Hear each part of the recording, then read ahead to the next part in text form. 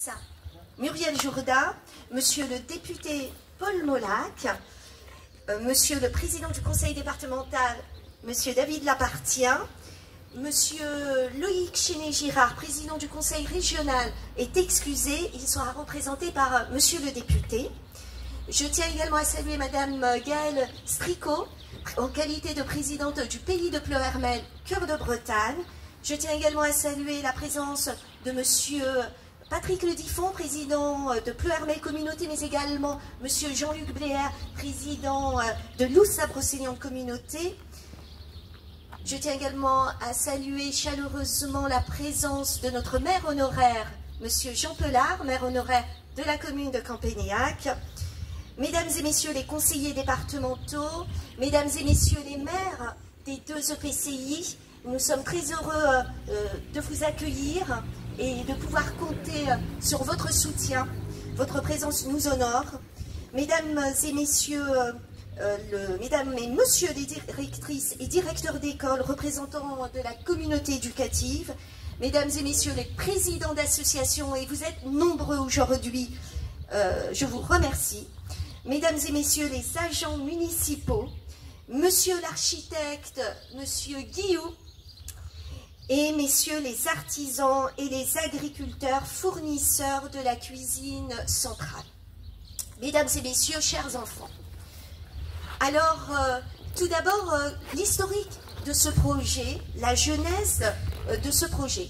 Pour Campénéac, nous souhaitions une cuisine qui était déjà faite sur place, une cuisine en régie, mais avec un équipement qui ne répondait plus aux exigences d'une cuisine qu'on peut appeler faite maison, avec une volonté d'accentuer le travail avec des produits frais, privilégier des circuits courts. Et le deuxième constat, c'est que nous avions un équipement qui ne répondait plus aux exigences réglementaires, puisque c'était une cuisine qui servait autant à la vie associative qu'à la cuisine scolaire. Et donc il était important de distinguer deux équipements. Et pour Baignon, alors à Baignon, la cantine n'était pas en régie. On travaillait avec un prestataire privé qui nous livrait les repas froids et que nous devions réchauffer. Alors la qualité n'était pas forcément au rendez-vous. Donc au cours de la campagne des municipales de 2020, nous avons travaillé sur le projet, c'était le projet de notre mandature, un projet de cantine en régie à Baignon, avec mise aux normes sanitaires, recrutement d'un chef, et nous voulions également travailler des produits en circuit court. Alors quand Ania nous a proposé de travailler ensemble sur un projet commun, nous avons accepté.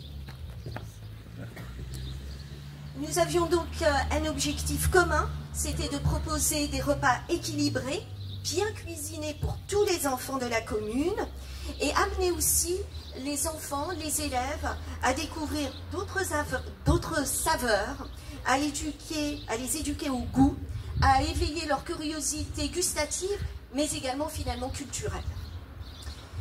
Eh bien, nous avons profité d'un dispositif en 2020-2021, France Relance, et je remercie les services de l'État. Et les services de l'État ont permis de dégager un fonds permettant aux différents maires de s'interroger sur la cantine scolaire. Et donc on a saisi cette opportunité en juillet 2021 avec une étude qui avait pour but de vérifier la viabilité économique et aussi opérationnelle d'une liaison chaude, parce qu'on peut se dire, ça semble être bien, mais est-ce que c'est possible? Et puis finalement cette étude, qui a été financée à 100%, a confirmé tout simplement tout l'intérêt de ce projet. De ce fait, nos deux équipes municipales se sont mobilisées, et puis nous avons établi un cadre juridique à cette union, qui est une convention qui unit les deux communes. Voilà, donc je vais reprendre un tout petit peu. C'est vrai qu'un groupe de travail a été créé dans un premier temps avec des élus des deux communes, afin de rédiger la convention, de poser le cadre. Et cette convention a été signée en mairie de Campénéac le 8 juillet 2022. Puis un comité de pilotage a été mis en place qui se réunira régulièrement afin d'adapter la convention, parce que cette convention, évidemment, elle vit au rythme de notre outil de travail. Voilà. Je repasse la parole à Ania pour le montage financier. Alors, le projet a été porté par la commune de Campénéac, d'un point de vue financier. C'est un pôle de restauration avec une cuisine centrale, de fabrication des repas, qui constitue la phase 1 de notre projet pour Campénéac. C'est ce que nous allons inaugurer ce matin. Et puis, et c'est cette partie-là qui est mutualisée avec Baignon. Mais derrière le pôle de restauration, pour la commune de Baignon, vous avez constaté qu'il y avait encore une phase chantier, c'est la phase 2, qui servira, c'est la réhabilitation de la salle des fêtes, qui est également une salle de restauration pour bien accueillir les enfants. Donc ici, vous avez compris, ce qui était important pour Campénéac, c'est une optimisation financière et une optimisation d'occupation des locaux. Donc, nous avons ventilé les subventions à hauteur de 55% pour la partie neuve, 45% pour la partie existante. Donc, aujourd'hui, on va parler que de la partie neuve. Cette partie, avec frais d'études, architecte, tous travaux, tout compris, le montant est de 1 158 845 € et 30 centimes. Dont, à l'intérieur, il y a un équipement cuisine que vous allez constater, que vous allez visiter. Pour vous donner un ordre d'idée, l'équipement cuisine est d'un montant de 210 705 €. Et je pense que c'est d'excellentes conditions de travail pour notre équipe de restauration. Le projet a été subventionné à hauteur de 70%. Et à l'intérieur, j'inclus la subvention de la commune de Baignon. Ce qui reste à la charge de la commune de Campénéac, c'est une partie d'autofinancement d'un montant de 341 185 € et 74 centimes. Alors, avant de... ça fait la différence.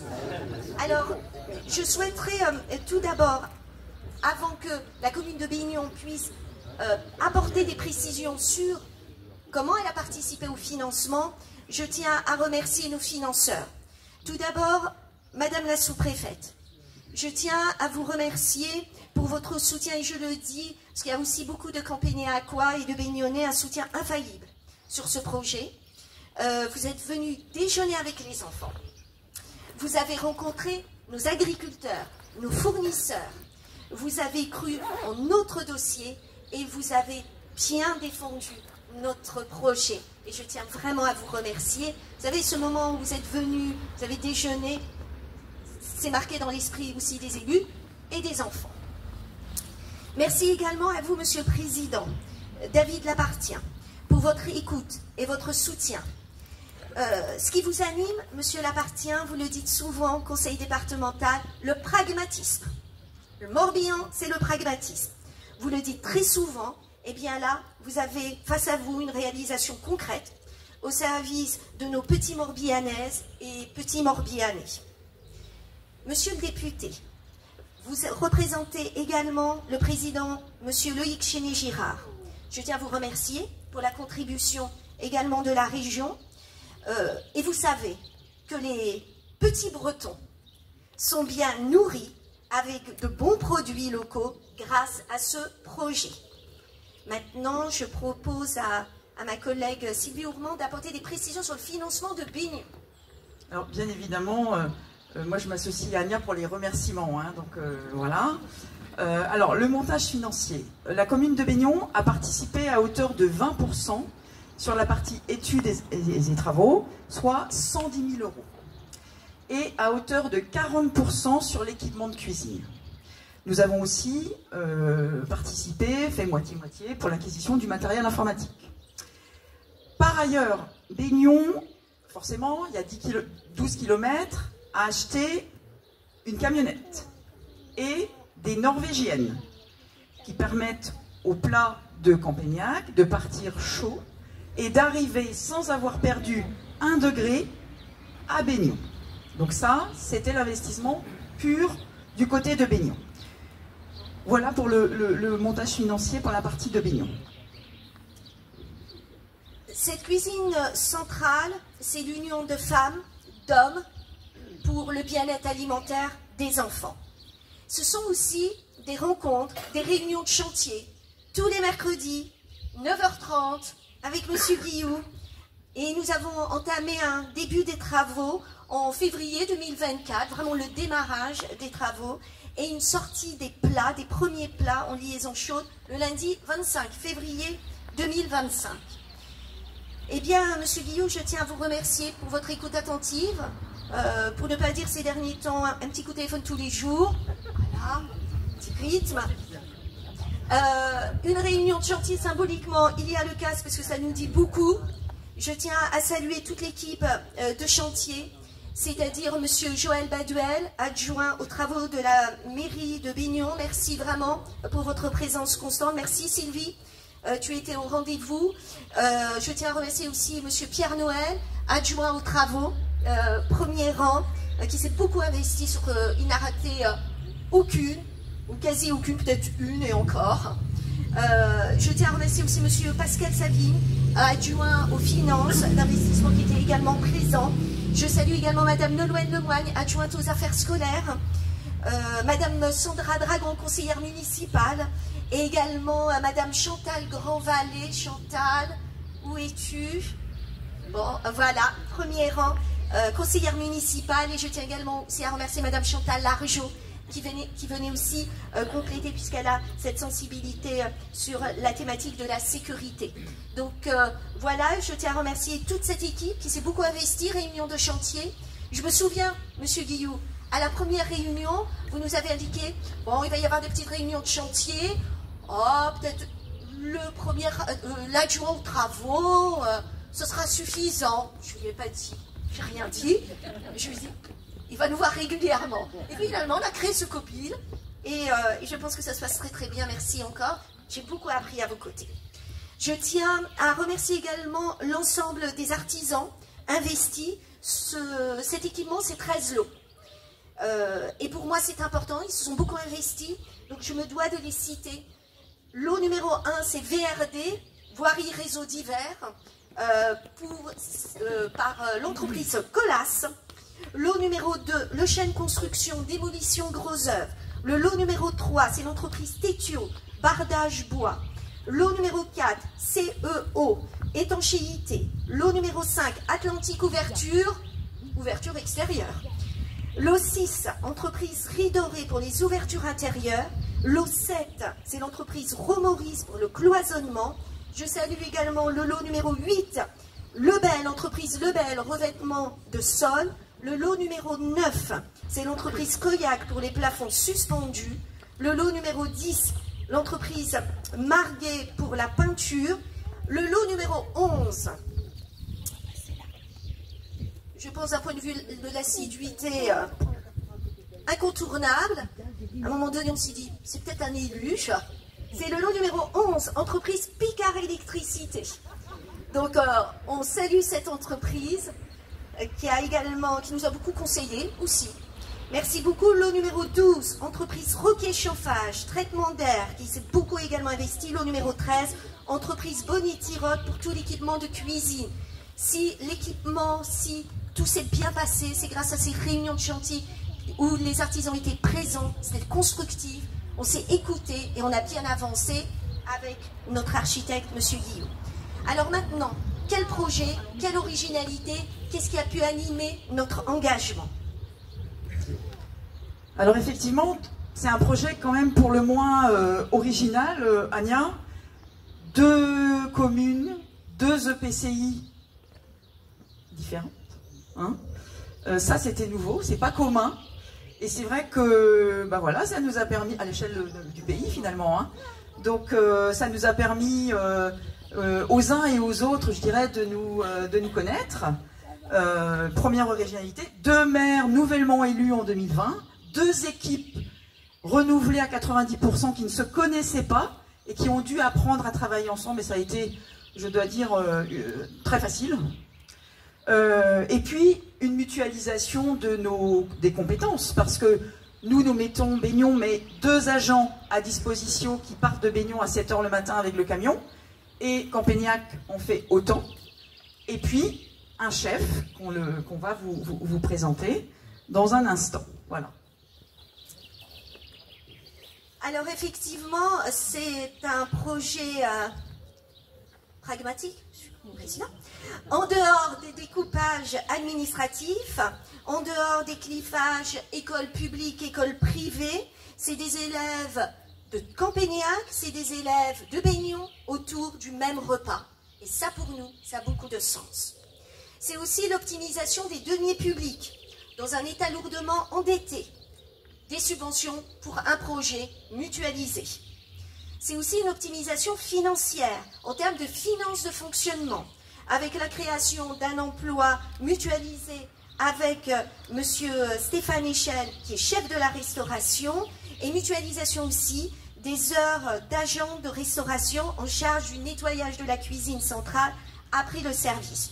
Le mécanisme est simple, un mécanisme économique, réaliser des économies d'échelle en raison du nombre de repas produits et de plus des produits de qualité. C'est aussi un projet d'optimisation foncière. On parle de la zéro artificialisation nette, de sobriété foncière. Et bien on coche ces cases. Mesdames et messieurs, je crois que c'est un projet qui a toutes ses qualités et qui a conduit vraiment à un investissement constant de la part des élus, mais je tiens à le redire, de la part de femmes, d'hommes. On est tous ensemble pour arriver à le bien-être des enfants. Voilà, mesdames et messieurs, nous arrivons au terme de ce discours écrit à 4 mains, qui résume quelque part notre aventure, une aventure qui place d'abord l'humain et les équipes au centre du projet. Moi, je voudrais vraiment, parce que ça fait quand même quelques mois qu'on sort des repas, qu'ils sortent des repas tous les jours pour nos 4 écoles, et les retours sont excellents. Alors moi, je voudrais vraiment une ovation pour nos 4 mousquetaires là, qui sont là. Bravo monsieur, bravo mesdames. Ils m'ont applaudi, mais voilà, on pense bien à elles ce matin. Oui, bien sûr. Voilà, Stéphane Echel, Morgane Le Bourlot, voilà, Morgane, Sylvie, qui vient de Campagnac, et Christine Le Baudu, donc les 2 personnes en blanc, c'est des noms, et puis Sylvie qui travaillait à Campagnac, et donc Stéphane que nous avons recruté. Voilà.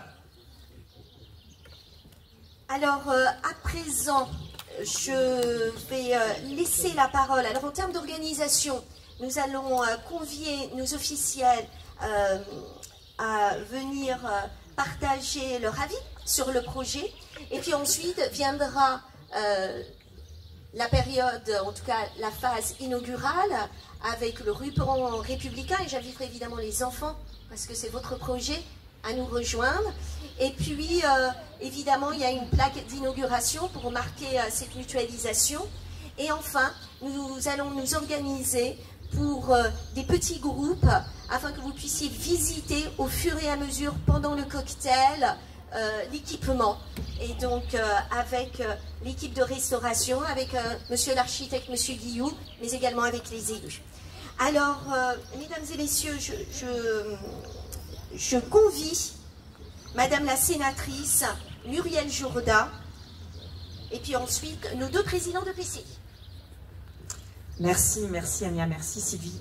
Bonjour à tous. Alors, ça n'est pas tout à fait le protocole, ceux qui en sont coutumiers le savent, mais il s'avère que j'ai une journée un peu chargée et que je dois partir assez vite. Donc Ania et Sylvie ont eu la gentillesse de me passer la parole. Je pense que personne ne sera offusqué par le manquement au protocole. Merci de m'avoir invité. Alors c'est toujours important, je sais, dans les communes, des projets de cette envergure, car c'est un projet, vous l'avez expliqué, d'une grande envergure.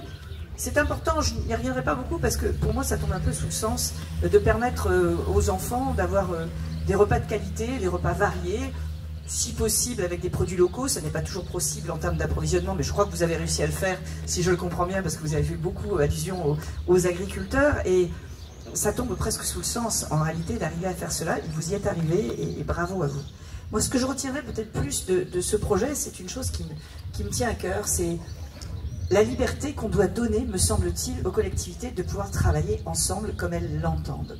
Alors, je le dis peut-être avec un peu de précaution, parce que je le fais devant madame la sous-préfète qui représente l'État, et puis devant 2 présidents de communautés de communes, Patrick et Jean-Luc, mais je ne suis pas sûre que nous ayons eu une excellente idée lorsque, dans la loi, nous avons obligé les communautés de communes à avoir des compétences obligatoires, et nous avons peut-être un peu contraint les communes à ne pas travailler ensemble exactement comme elles le voudraient sur les domaines dans lesquels elles le voudraient et sur les périmètres qu'elles avaient décidés.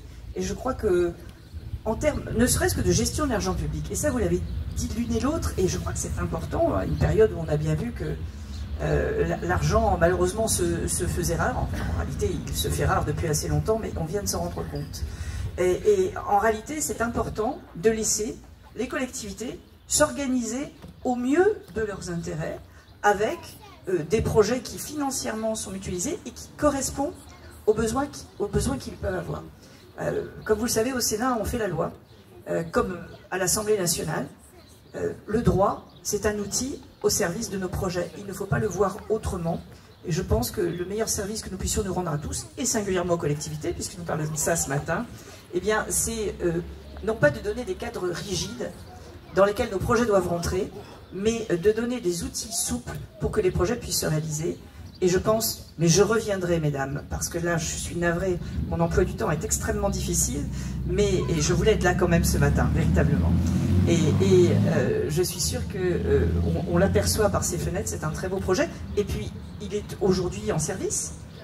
Donc, vous savez à la fois la qualité de ce qui s'y fait, la satisfaction, et le fait que vous ayez réussi à donner corps à ce que vous aviez imaginé. Alors, bravo à vous, et puis bravo à tous ceux qui le font vivre. Et merci de m'avoir donné la parole.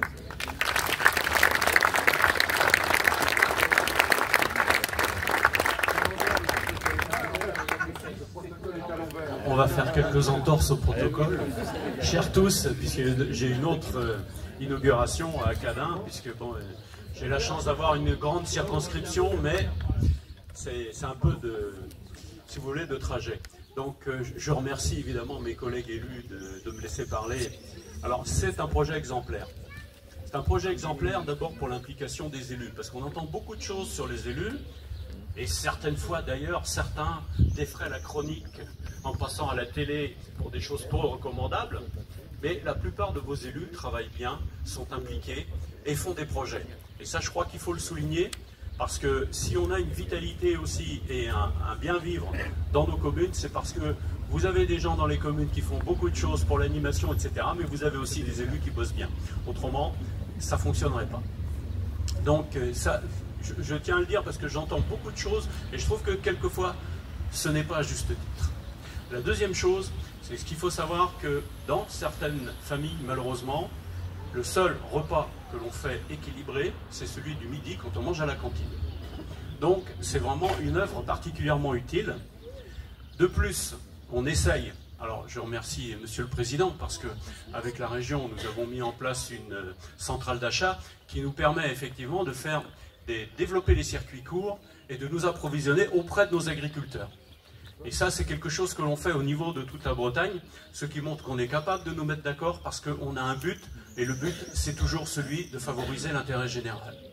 Et dans cette centrale, si vous voulez, eh bien, on va pouvoir avoir des produits qui seront de bons produits faits par nos agriculteurs et qui seront achetés le plus près possible.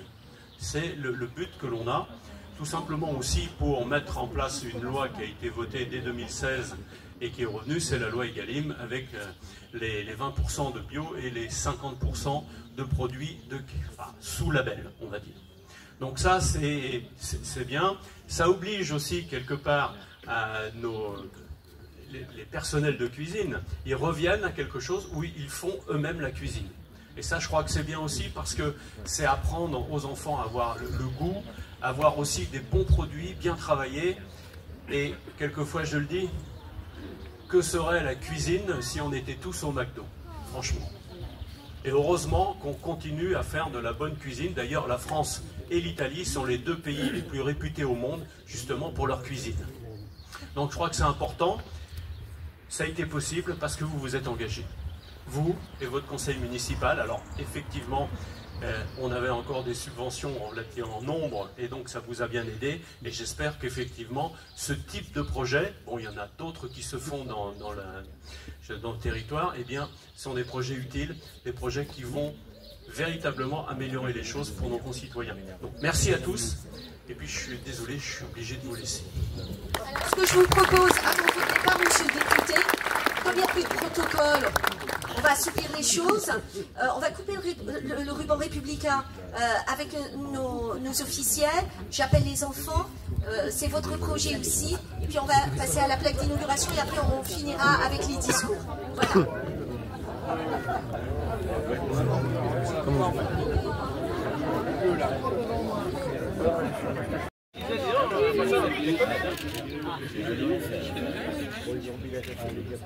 C'est parti. Allez.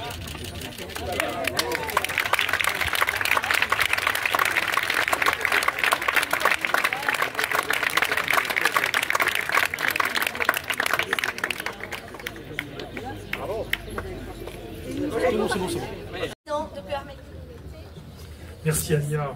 Bon, sur la commande, on m'a dit d'être très bref, donc je vais être très bref, effectivement, pour ne pas me sentir à la longueur des discours. En tout cas, moi je suis ravi d'être là aujourd'hui, bien entendu, à la demande de Ania, effectivement, pour saluer ce bel équipement. Ania m'en avait parlé déjà en amont, avec sa volonté, effectivement, de travailler conjointement avec Maignan, avec Sylvie. Et je trouve que c'est une super belle initiative. Je connais la pugnacité d'Ania, effectivement, en tant que vice-présidente à l'intercommunalité. Quand il y a un projet qui se dessine, c'est un projet qui doit se réaliser. J'ai bien dit qu'il doit se réaliser. Donc, et ça avance et elle va le prouver encore, parce qu'il y a quelques beaux projets à l'intercommunalité qui sont issus de son service, de son initiative. En tout cas, tu parles de pragmatisme avec le président du conseil départemental. Je confirme complètement ta volonté de faire des choses avec pragmatisme, efficacité. C'est toujours le cas en termes, je dirais, techniques, mais aussi en termes d'équilibre financier. Et ça, c'est très important. En tout cas, je tiens à saluer vraiment l'initiative des deux maires, des deux communes, de vouloir travailler conjointement. C'est pas parce qu'on est dans des espaces politiques un peu différents, des cantons différents, des intercos différents, qu'on ne doit pas travailler ensemble. Au contraire. Et je pense que le travail qu'on peut mener conjointement, mon collègue Jean-Luc et moi, en est bien entendu la preuve. On est capable de se parler, de créer des projets et d'envisager des choses d'avenir qui, quelque part, permettront d'exprimer, en tout cas, un territoire qui est de même assez uniforme, qui est de même envergure et qui quelque part doit travailler ensemble. En tout cas, sur ce beau projet d'école, oui, comme tu l'as dit, on doit faire des belles choses de façon à pouvoir offrir une offre de service, je dirais, auprès de nos propres concitoyens, aux plus proches. Tu parlais de qualité qu'on peut avoir avec justement ces écoles. Quand on a des cuisiniers qui font bien, c'est un peu différent, c'est super bien. En tout cas, bravo, j'en dirai pas plus, c'est pas la peine d'en rajouter. Bravo pour votre initiative, à toutes deux, bien entendu, et que l'école de Campagnac puisse véritablement s'exprimer, et que les petits Campagnacois s'y trouvent très bien. Merci à vous. Merci. Monsieur Jean-Luc Bière, président de Nous à Brocéliande. Merci. Je vais faire court aussi parce que je pense que vous attendez avec impatience le pot tout à l'heure. Merci d'abord de m'avoir invité toutes les deux, et moi je suis très heureux d'être ici sur un territoire qui je me passe des civilités. Je vais saluer quand même mon collègue Patrick, président de PCI. La frontière est juste à côté. Hein, on a quelque chose en commun, c'est le nom du parc d'activité de Beauperlinvaux. Mais d'un côté c'est Pleurmel, de l'autre côté c'est la communauté de communes d'Oust-à-Brocéliande. En tout cas moi, mais ça ne nous empêche pas de travailler ensemble, comme tu l'as dit. Moi, je salue cette initiative, cette belle initiative. C'était vraiment, ça a été dit, un exemple.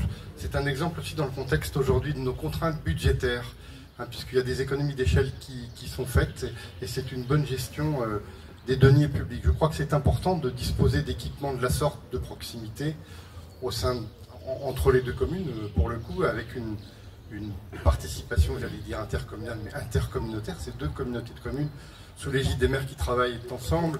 Et je crois que c'est important. Paul Molac l'a dit, la loi Egalim aussi exige que 20% des produits soient bio, ici dans les restaurations scolaires.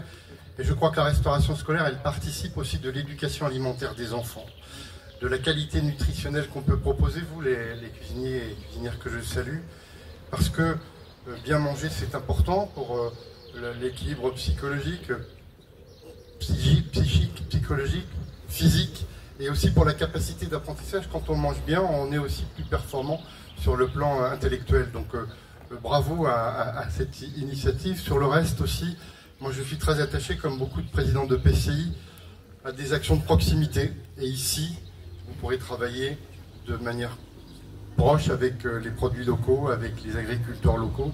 Et c'est vraiment une belle réussite. Et puis c'est important, le déjeuner pour les enfants le midi. Quelqu'un disait tout à l'heure, Paul, que c'est le vrai déjeuner souvent pour certains des enfants. Donc c'est important qu'il soit de qualité. Et ça permet aussi de discuter, de se divertir et puis d'évoluer favorablement dans la vie. En tout cas, j'espère qu'il y en aura d'autres. On a encore du travail à faire entre nous sur le plan de la communauté de communes. Je pense au SCOT. Et l'essentiel, c'est qu'on y arrive le plus tôt possible, le plus équitablement possible aussi naturellement.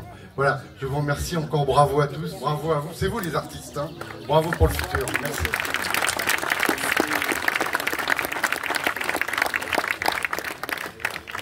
Monsieur David Lapartien, notre président du département.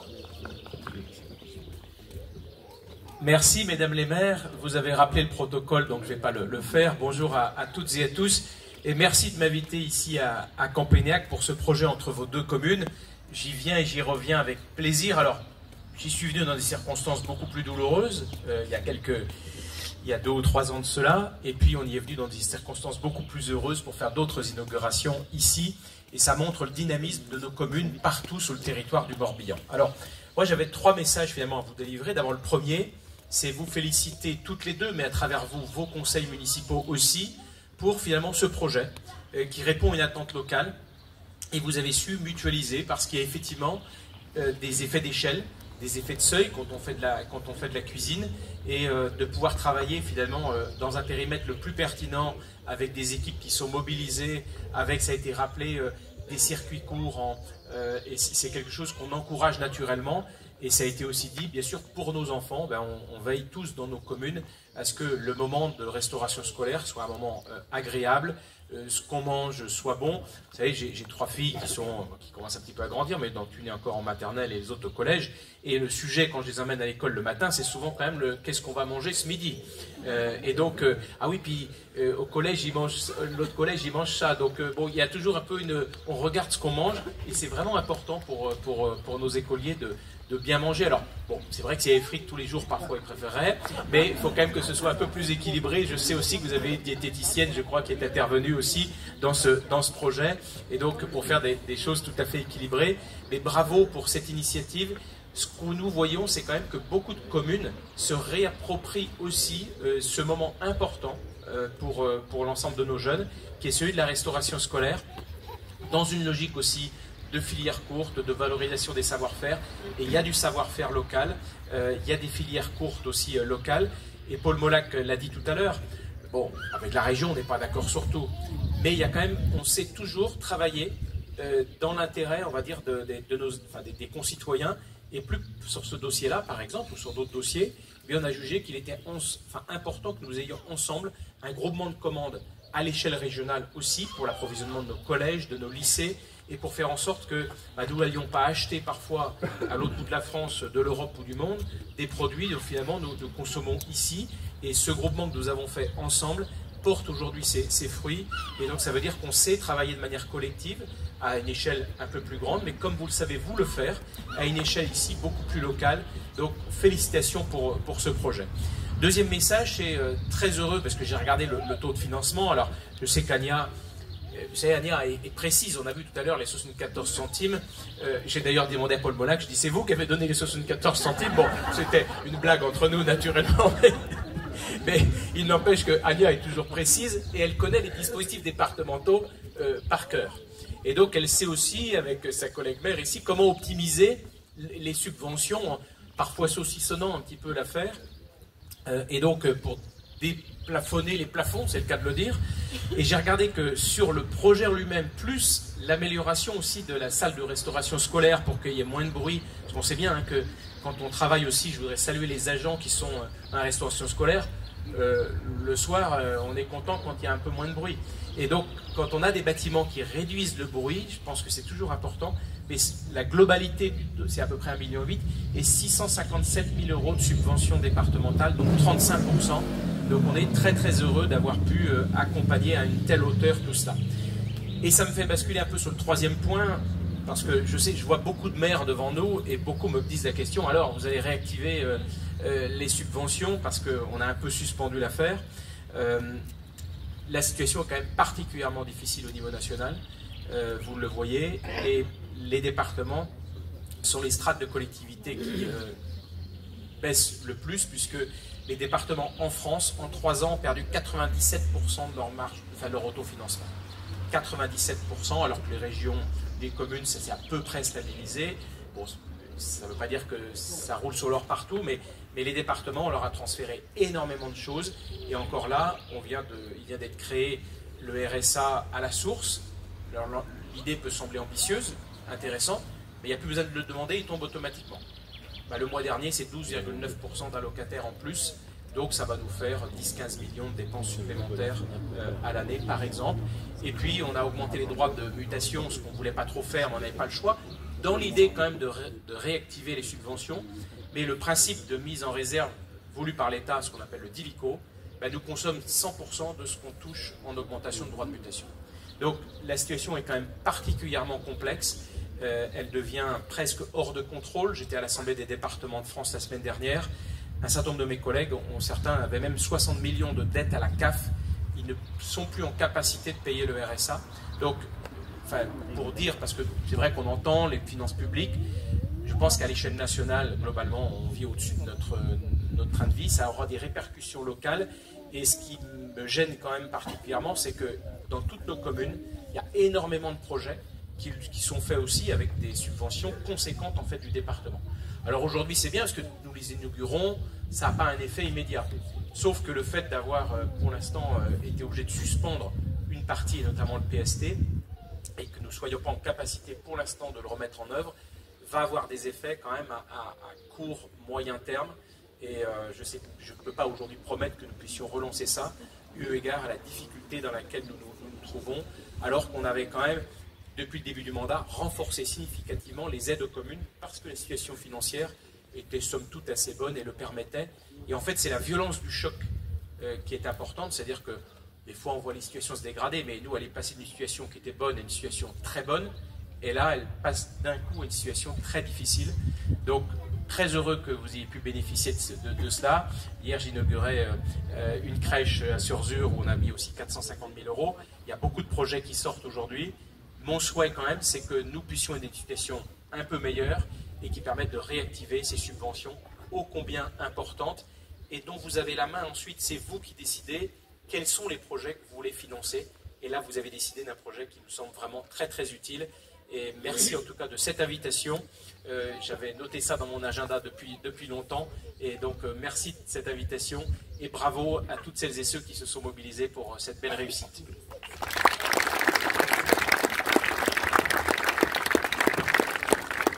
Madame la sous-préfète, Madame Liétard. La fin du protocole est bien respectée.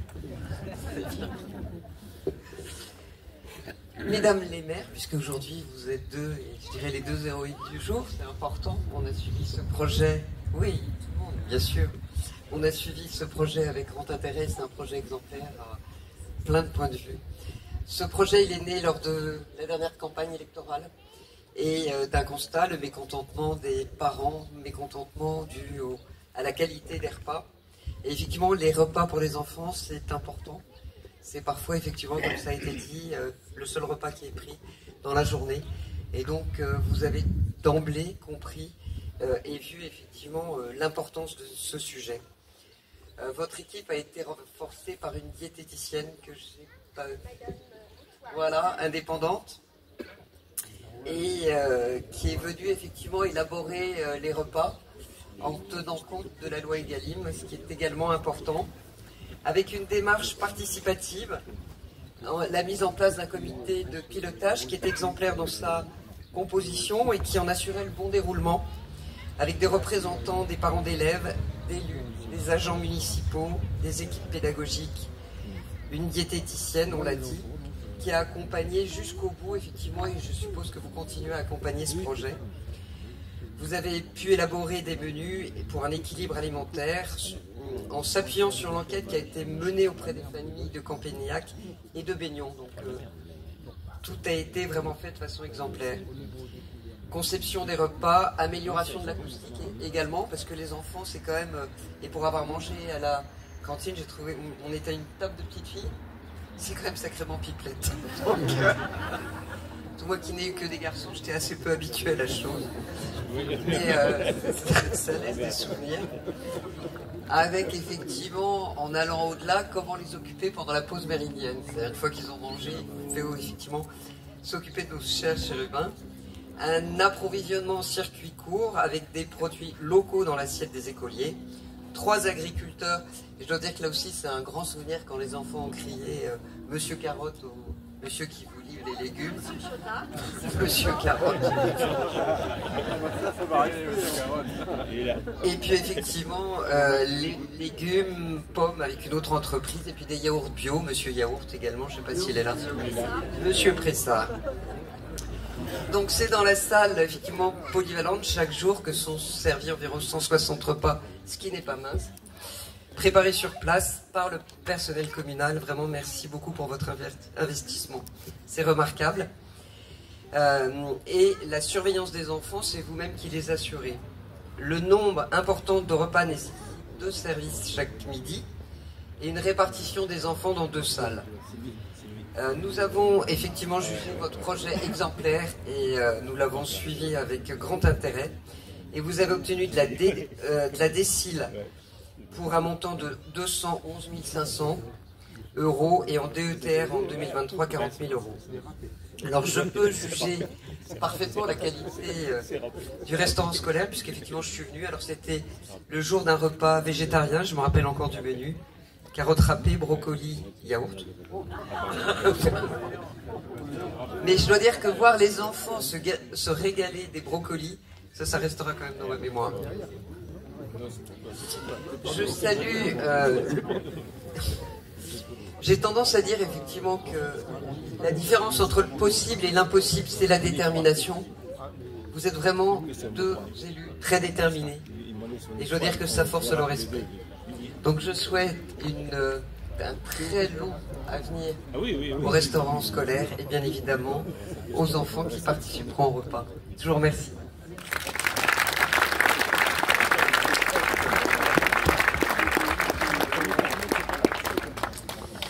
Alors, nous arrivons au terme des discours. On va organiser des petits groupes pour que vous puissiez visiter.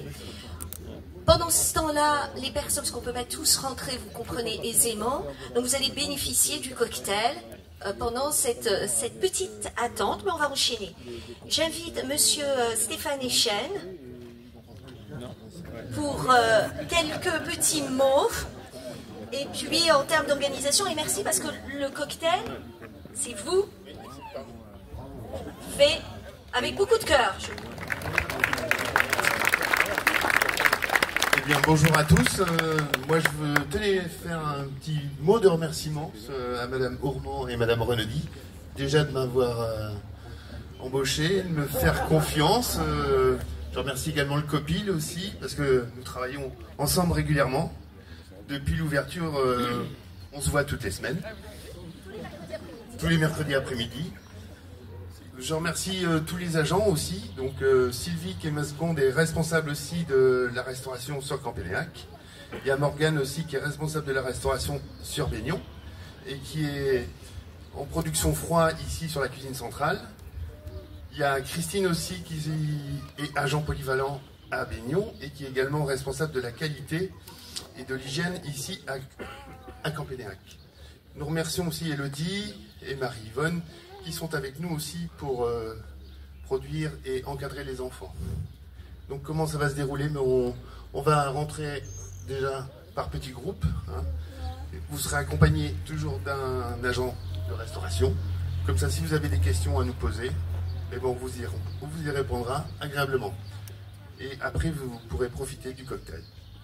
Bonne journée à tous, merci beaucoup. Pour respecter, merci Stéphane, pour respecter le côté quand même sanitaire, c'est pas une salle des fêtes qu'on visite, ça reste une cuisine centrale. Donc il y aura des petits chaussons bleus aux couleurs du Morbihan. J'ai même pas pensé, en plus. Donc voilà, on va organiser tout ça et puis on va commencer à rentrer et que vous puissiez visiter ce bel équipement. Absolument. Donc on va commencer par les officiels et puis on va enchaîner par des groupes de 10. Voilà.